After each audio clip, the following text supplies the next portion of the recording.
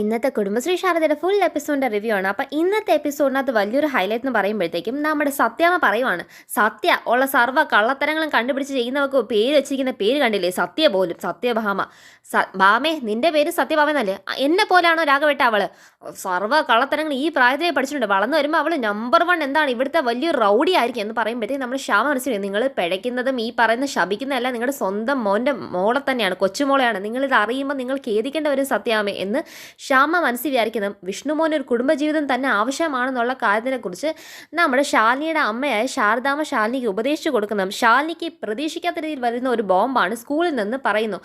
Madam ഉടനടി തന്നെ സ്കൂളിൽ വന്നേ പറ്റത്തുള്ളൂ, മാഡത്തിൻ്റെ കൂടെ എന്താണ് മാഡത്തിൻ്റെ മോള് ചാടിച്ചുകൊണ്ട് പോയി എന്ന് പറയുന്ന രീതിക്ക് അത് പറയുന്ന ആ കുട്ടിയുടെ പാരൻസ് കണ്ടേ പറ്റത്തുള്ളൂ എന്ന രീതിയിൽ ആവശ്യപ്പെട്ടിരിക്കുവാണ് എന്ന് പറയുമ്പോഴത്തേക്കും സത്യാമ്മയ്ക്ക് മാഡത്തിനെ കണ്ടേ പറ്റും. സത്യാമ്മയ്ക്ക് എന്നെ കാണണോ?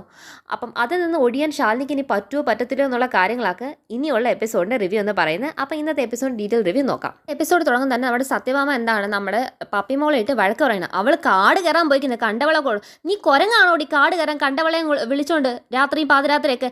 ഇവിടെ തിന്നെ തീക്കും ആദിക്കും വല്ല പരിധിയുണ്ടോ? വല്ല സംഭവിച്ചു പോയി എന്ത് സംഭവിക്കും? അതിന് ഭാമ ഇപ്പോൾ ഒന്നും സംഭവിച്ചില്ല ഭാമ, നീ അതും പറഞ്ഞ് ആ കൊച്ചിനെ തല്ലി കൊല്ലാതിരുന്നാൽ തന്നെ മതി.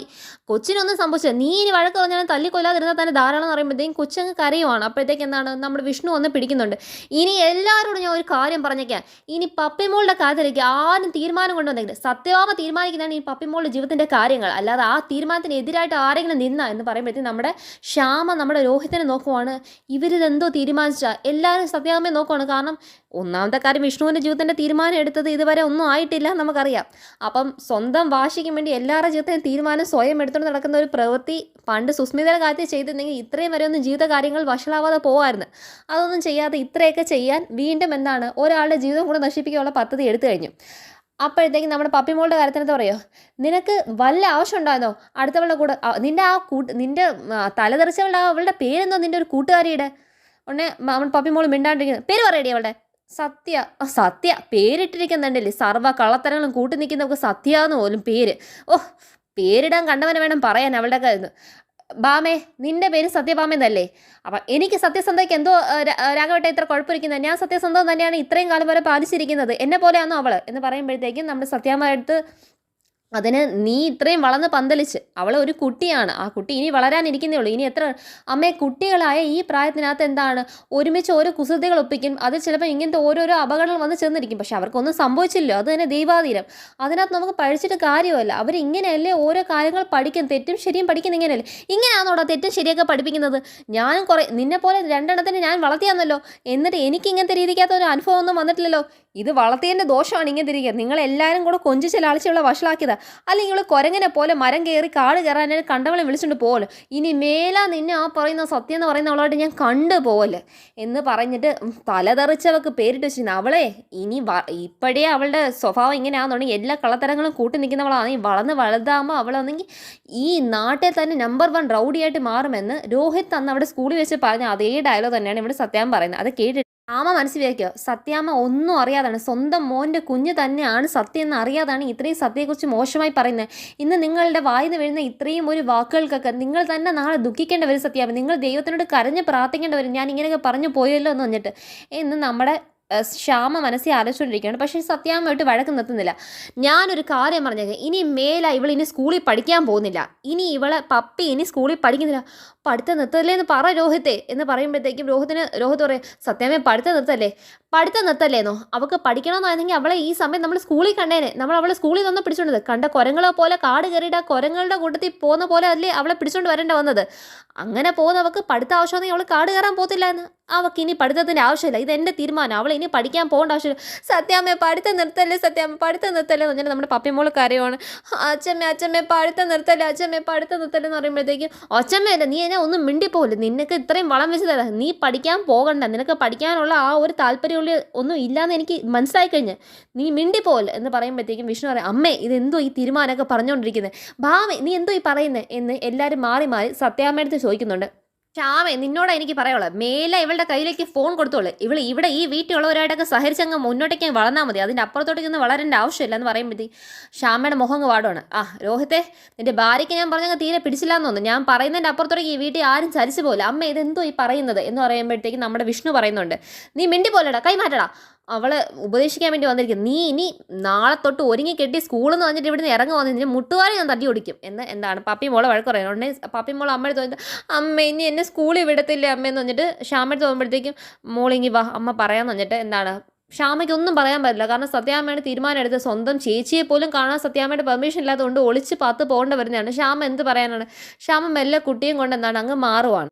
നമ്മുടെ ശാലിനിയുടെ വീട്ടിൽ നമ്മുടെ ശാലിനി എന്താണ് സങ്കടപ്പെട്ട് ആലോചിച്ചുകൊണ്ടിരിക്കുകയാണ്. കൈയൊക്കെ ഇങ്ങനെ എന്താണ് ചുരുട്ടി പിടിച്ച് കയ്യിലേക്ക് തന്നെ നോക്കി നിൽക്കുകയാണ്. കാരണം സത്യം ഈ കൈ കൊണ്ട് തല്ലിപ്പോയല്ലോ. അതുപോലെ തന്നെ സത്യമോളെ കാട്ടി വെച്ച് ആദ്യം കിട്ടിയപ്പം ശാലിനിയുടെ ഓർമ്മ വരുന്നത് എന്താണ് സത്യമോൾ പറയുന്നില്ലേ പപ്പിയുടെ വല്യച്ഛനെ എന്താണ് ചേച്ചിയമ്മയെ കണ്ടുപിടിക്കാനായിട്ട് പടം വരപ്പിക്കാൻ ആർട്ടിസ്റ്റങ്ങളുടെ വീട്ടിൽ തേടി പോയതാ എന്ന് പറഞ്ഞതും അപ്പോൾ എന്നെ അന്വേഷിച്ചാലും എൻ്റെ കുട്ടികൾ ഈ ഒരു രാത്രി മൊത്തം കാട്ടിൻ്റെ തീയിലേക്ക് കഴിയേണ്ട വന്നതും ഞാൻ എന്നിട്ടും അതൊന്നും മനസ്സിലാക്കാത്ത എൻ്റെ കുട്ടി എൻ്റെ ഈ കൈ കൊണ്ടാണൊരു തല്ലിപ്പോയെന്ന് സങ്കടത്തിനകത്ത് ആ കയ്യിലേക്ക് തന്നെ നോക്കി നിന്ന് കരയുവാണ്. ആ കരഞ്ഞുകൊണ്ടിരിക്കുമ്പോഴാണ് നമ്മുടെ എന്താണ് ശാരദാമ്മ കയറി അകത്തേക്ക് വന്ന് ശാരദാമ്മ വരുന്നതും പറയുന്നുണ്ട് മോളെ നീ സങ്കടപ്പെടാതിരി മോളെ ഒരു കാര്യം അറിയാവോ നീ ഇപ്പോൾ ഈ സങ്കടപ്പെടുന്നതിന് എല്ലാത്തിനും നമുക്ക് പരിഹാരം ഉണ്ടാക്കാവുന്നേ ഉള്ളൂ. നീ അങ്ങ് എല്ലാ സത്യവും അങ്ങ് വിളിച്ച് പറ.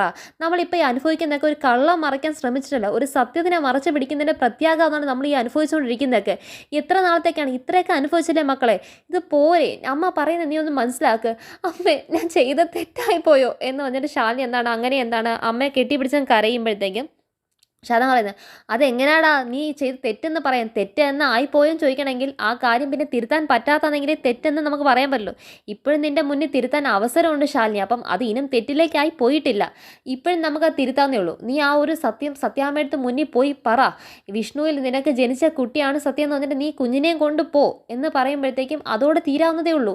എന്തോ മോളെ ആകാശം ഇടിഞ്ഞ് വീഴുവാണെങ്കിൽ വീഴട്ടെന്നേ. നമ്മൾ എത്ര നാൾ ഇതിനെ താങ്ങി പിടിച്ച് നിർത്താൻ പറ്റും? അതിനുള്ള കെൽപ്പൊന്നും നമുക്കില്ല. എന്ത് വന്നാലും അത് നമുക്ക് നോക്കാം. നീ ഒരാൾ വിചാരിച്ചാൽ മതിയടി.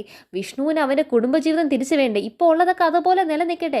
ശ്യാമയും പപ്പിമോളും രോഹിത്തുമായിട്ടുള്ള സന്തോഷമായ ജീവിതം അത് അതുപോലെ തന്നെ നടക്കട്ടെ. നിനക്ക് ഒരു ജീവിതം വേണ്ടേടി.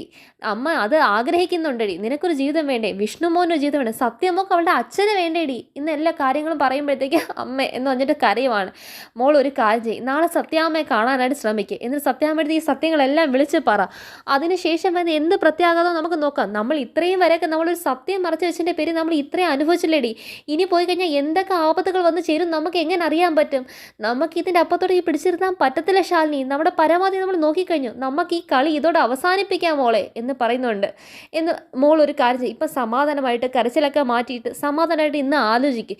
ഇന്ന് മൊത്തം ആലോചിച്ചിട്ട് നാളെ സത്യാമ്മയെ കാണാൻ ഒരു തീരുമാനത്തിലേക്ക് എത്തിച്ചേരും എന്ന് പറഞ്ഞ് റൂമിനകത്ത് നിന്ന് ഇറങ്ങി പോകുന്നതും ശാലിനി അവിടെ ബെഡിനകത്തിരുന്ന് ആലോചിക്കുമ്പോൾ ആദ്യം തന്നെ ശാലിനിയുടെ ഓർമ്മയിലേക്ക് കയറി വരുന്നത് സത്യാമ്മ വിഷ്ണുവിനെ കൊണ്ട് അന്നത്തെ ആ ഒരു ദിവസം കുഞ്ഞിനെയും കൊണ്ട് ശാലിനി ആ പടി കയറാൻ നിന്ന സമയത്തിനകത്ത് ശാലിനി കേൾക്കുന്നതും കാണുന്നതും സത്യാമ്മ വിഷ്ണുവിനോട് കർപ്പൂരത്തിലടിച്ച് സത്യം ചെയ്യിപ്പിക്കുന്ന ഒരു നിമിഷം ഉണ്ടല്ലോ. അതായത് നീ ഇനി മേലെ ഒരിക്കലും വിഷ്ണു ഈ അമ്മയ്ക്ക് നീ വാക്ക് തരണം. ഈ അമ്മയെ ജീവനോടെ കാണണമെങ്കിൽ നീ ഒരു വാക്ക് എനിക്ക് തന്നേവല്ലോ. ഇനി മേല വിഷ്ണു ശാലിനിയെ കാണാനും ശാലിനിയെക്കുറിച്ച് ശാലിനിയുടെ പിറകെ പോകാനും നീ നിൽക്കരുത് എന്ന് എനിക്കിവിടെ അടിച്ച് നീ സത്യം ചെയ്ത് തരണം.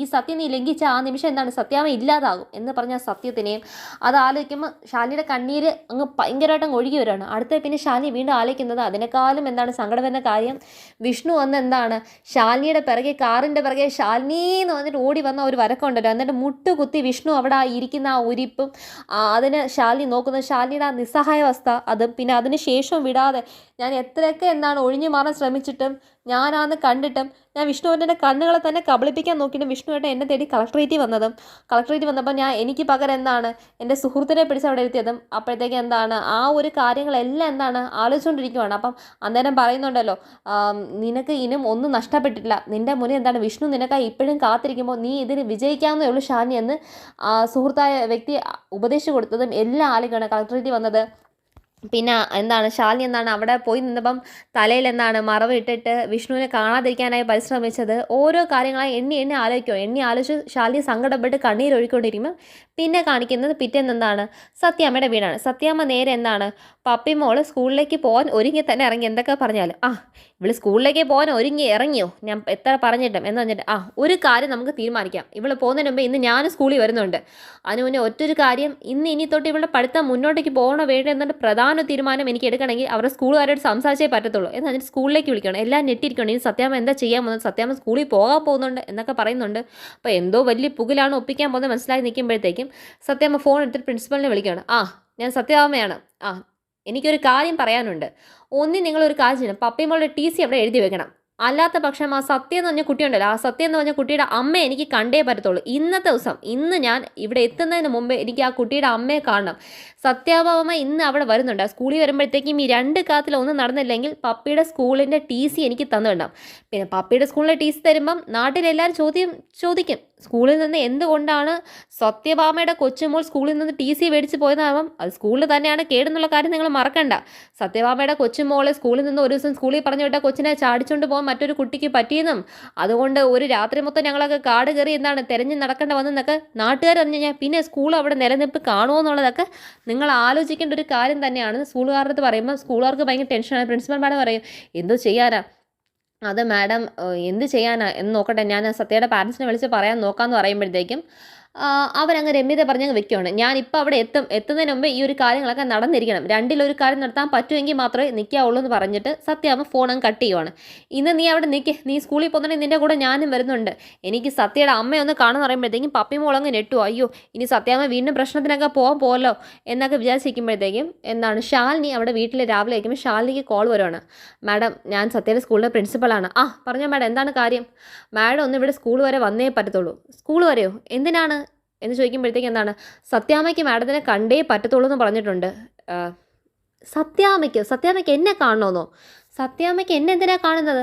മാഡം, ഇതിൻ്റെ അപ്പുറത്തോട്ടേക്ക് ഞാൻ ഈ കാര്യം എങ്ങനെ വിശദീകരിക്കാനാണ് മാഡം? മാഡത്തിന് അറിയാലോ, അവർ പറയുന്നത് മാഡത്തിൻ്റെ മോള് സത്യമാണ്, പപ്പിമോൾ അവരുടെ കൊച്ചുമോളാണ് പപ്പി, ആ പപ്പിമോൾ ചാടിച്ചുകൊണ്ട് പോയത് സത്യമാണെന്നും അതുകൊണ്ട് മാഡത്തിനെ കണ്ടേ പറ്റത്തുള്ളൂ എന്ന് പറയുമോ?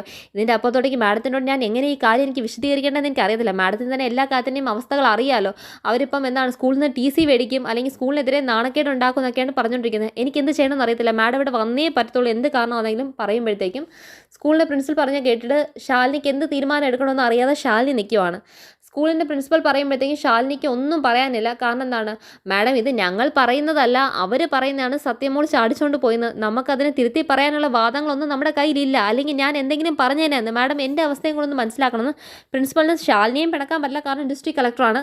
സത്യാമ്മയെ പിണക്കാൻ പറ്റില്ല, കാരണം ആ ഒരു ജില്ലയിൽ തന്നെ നല്ല പ്രമാണിയാണ്. അപ്പോൾ 2 പേർക്കും ഇടയിൽ നിൽക്കുന്ന സ്കൂൾ പ്രിൻസിപ്പലിൻ്റെ അവസ്ഥയും കൂടെയാണ് കാണിക്കുന്നത്. അപ്പം ഇവിടെ സത്യാമ്മ സ്കൂളിലേക്ക് പോകാൻ തയ്യാറായി നിൽക്കുന്നു. അവിടെ ശാലിനി സത്യാമ്മയെ കാണണം എന്നൊരു തീരുമാനത്തിനെക്കുറിച്ച് പറഞ്ഞതിനെക്കുറിച്ച് ശാലിനി ആലോചിച്ചിരിക്കുന്നത്, എങ്ങനെ പോകുക എന്നത് ആലോചന അവിടെ ശാലിനി അവിടെ ബെഡ്റൂമിനകത്ത് ഇരിക്കുന്നതാണ് ഇന്നത്തെ എപ്പിസോഡിൽ കാണിച്ചിരിക്കുന്നത്. അപ്പോൾ ഇതാണ് ഇന്നത്തെ സീരിയലിൻ്റെ ഡീറ്റെയിൽ റിവ്യൂ. അപ്പോൾ എല്ലാവർക്കും ഇഷ്ടപ്പെടുന്ന വിചാരിക്കുമോ? എല്ലാവരും ലൈക്ക് ചെയ്യുകയോ ഷെയർ ചെയ്യുകയോ കമൻറ്റ് ചെയ്യുകയോ സബ്സ്ക്രൈബ് ചെയ്യുക. താങ്ക്